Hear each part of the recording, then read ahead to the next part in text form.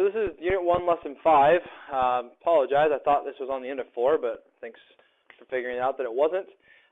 So this is going a step further. So a lot of us are already struggling right now with having radicals on the bottom, and we got to get to the idea that we always want to try to divide first, and then we want to rationalize if we can't go any further. It just makes your life easier. Can you rationalize right up front? Absolutely. However, as some of you guys look in your task 2 from yesterday, or today, excuse me, you were getting huge numbers, and you have to bring those down. It just makes your life a little bit more difficult. So let's go through this here. Now we're going to have to throw in, we have binomials in the bottom. What's binomial mean? Let's just refresh really quickly. Binomial means two terms. Okay, so we don't have just one thing on the bottom now. We have two terms. So you have an x, that's a monomial, and then an x plus 2 is a binomial. Okay, so just so you know, these are all binomials down here. They're two terms for these three examples. Okay, and then what it's telling you here on the directions, it says when the original denominator of a fraction is of a binomial form, the process of rationalizing the denominator involves multiplying the numerator and denominator by the conjugate. So we're going back to the conjugate. So remember, conjugate came from lesson 3, and we did that because it got rid of the middle. And remember, we talked about in our multiplication section that when you multiply the conjugate, it gets rid of radicals, which is the purpose of rationalizing. So that's why we want to use the conjugate. Okay. Now, don't be confused just because of the numbers are ugly. I have root 5 minus root 3. What's the conjugate? The same thing, but opposite sign in the middle. So it's opposite, it's just plus 3. Whatever I do the bottom, I have to do the top, so I don't change the value. Okay, why would I say that? Because I'm multiplying by the same over same. Same over same is just 1, so I'm not changing the value, just like when you get a common denominator with fractions. Okay, so now here I go. I'm going to do the bottom first. Remember, when you're doing the conjugate, we know the middle is going to cancel. So you don't have to do the middle. If you want to the first time, it's fine. But for example, what I mean is root 5 times root 5 is just 5. So we have just a 5. And then we have root 3 times root 3. It's a negative, because of this negative here, it's negative 3. That's what the bottom becomes. Okay, now if you want me just to prove to you one more time, here's the middle. Root 5 times root 3 is root 15. Root 3 times root 5 is negative root 15. So these would just go away. Okay, that would be the middle. You don't have to do that. Okay, all you have to do is the outsides, the F and the L, the first and the last. Okay, so the top, now we're going to go ahead and multiply. Remember, you can multiply everything. 2 times root 5 and 2 times root 3. Now, a couple of you today were making 2 times root 5 root 10. Okay, we cannot do that.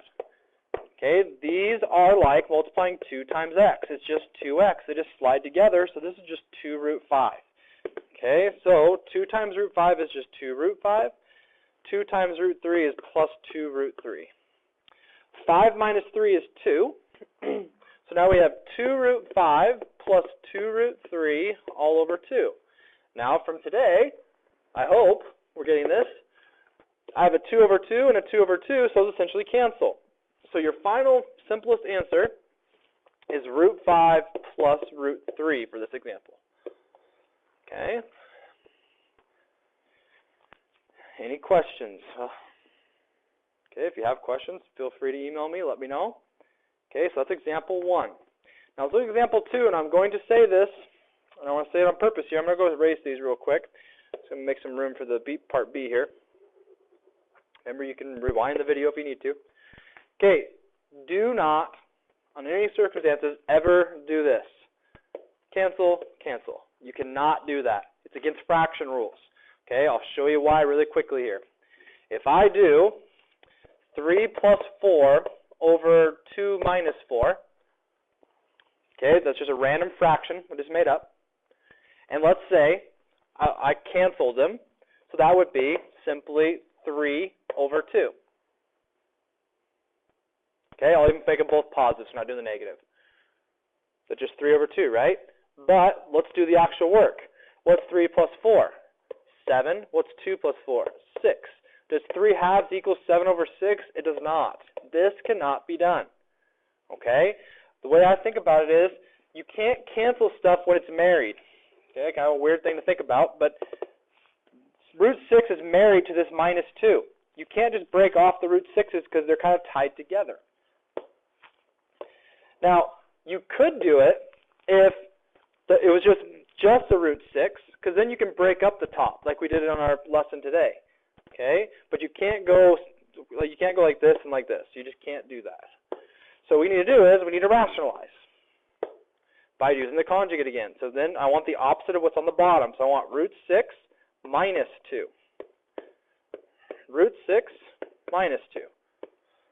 Notice the top's the same. Okay, we'll get away from yellow here, a little bright. So root 6 times root 6 is just 6. 2 times negative 2 is negative 4. That's what the bottom has become. Now we have to completely FOIL the top. You can't do the shortcut with the top because it's not a conjugate anymore. They're the same. So root 6 times root 6 is 6. Root 6 times negative 2 is negative 2 root 6. Negative 2 times root 6 is negative 2 root 6. And then negative 2 times negative 2 is positive 4. Okay? So then we got to combine the middle. So that's going to give me, so if we combine the middle and the outside, 6. Let's do this here. So 6 plus 4 is 10. So I'm going to write 10 here. And then negative root 2 root 6 is negative 4 root 6. The bottom is 6 minus 4, it's 2 again. So now I can simplify again. Okay, so now remember, if it's all over one thing, I can divide it to each of them. As long as they both get hit, it's okay. All right, so 10 over 2 is 5. Negative 4 over 2 is negative 2 with the root 6. So here is your final answer. 5 minus 2 root 6 is your answer for B. Okay? All right, let's do part C here. Okay, so part C, we're just going to do the conjugate. Who cares that it's at root x? We're just going to do what we normally would. So it's 1 minus root x. We're going to go 1 plus root x. Okay, there it is. So the top is just 1 plus root x. It's just times 1, so that's all it is. The bottom, 1 times 1 is 1. Negative root x times root x is minus x. That's your answer.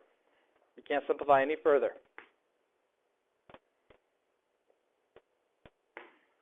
Okay, again, how do I get the x? Root x times root x is just the number, just x. Okay?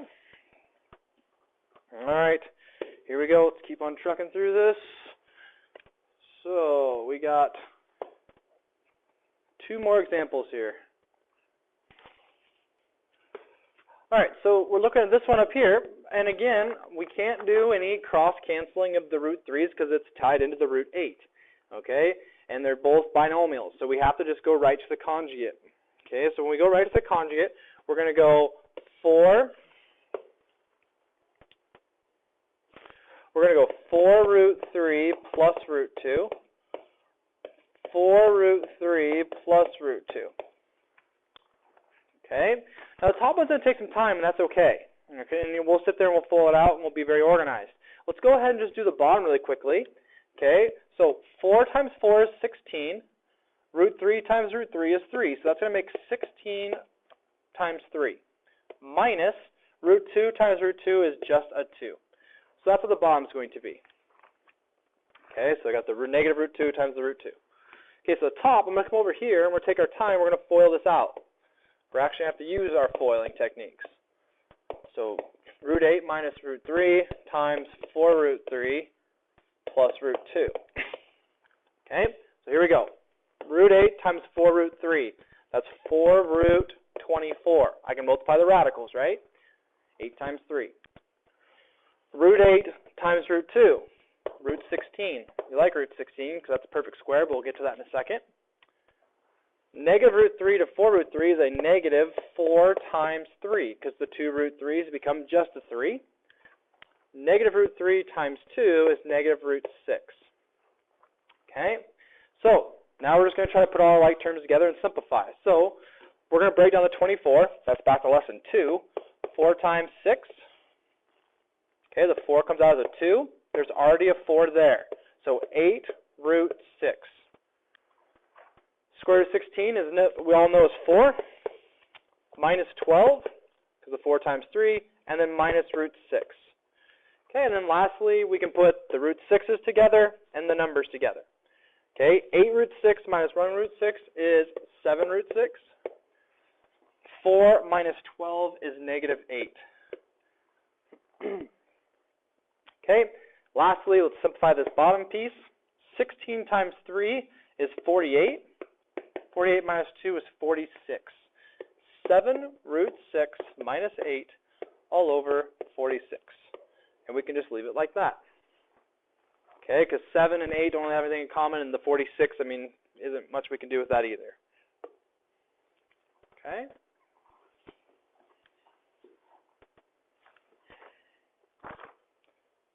Perfect. All right, let's look at the last example here. So, example 3. So the area of a trapezoid is given by the formula 1/2 height times a plus b, where a and b are the lengths of the parallel sides, and h is the shortest distance between the sides. If the area of a trapezoid is 20 centimeters squared, and the parallel sides are lengths root 6 and root 5, determine the exact value of the distance between the parallel sides. So this is a classic question where they give us all the information except for one variable. Okay, so this is what I want you to help you understand. And again, this is our weakness on our quiz. We had trouble reading. Okay, so look, it says the area of the trapezoid is 20. That goes right here where the A is for area. Okay, it says the parallel sides are root 6 and root 5. Those go where A and B are. So if you look now, I have arrows drawn to every variable except for H. Okay, and they want to know the distance between the parallel sides, which stands for height. So we're just going to put this in here. We're going to go 20 equals 1/2 H times root 6 plus root 5. Okay, now I'm going to give you a little spoiler alert. You should be expecting, because that's what this section is, you should be expecting to use the conjugate at some point. Okay, so the first thing we're going to do is we're going to get rid of this 1/2. How do you get rid of 1/2? You multiply by 2. Okay, so that's 40. Okay, so now I have H times this. What do you think I'm going to do now? I'm going to divide that over. And some of you might already be saying, oh, that's where the conjugate's going to come from. So what we have is, we have H equals 40 over root 6 plus root 5. So the answer with a rational denominator. We don't have a rational denominator. If we have H by itself, okay, and as one of you asked me earlier, this is an actual number if we divide in our calculator, but we want to write it in exact form as a rational denominator. So we need to do the conjugate. Okay? This one won't be too bad because I just have a constant on top, so it should be fairly easy. So the bottom is going to be 6 minus 5. The top, 40 root 6 minus 40 root 5. Okay, 6 minus 5 is just 1, so our answer is, if it's 1, I don't need it as a fraction. The answer is simply 40 root 6 minus 40 root 5. That's our answer. Okay, you can pull 40 out if you want. If you want to simplify a little further, this will be more of Unit 2 to actually take out that GCF, but you can write it like that as well. Okay? All right, and that's all for Lesson 5. Okay, don't forget to email the questions.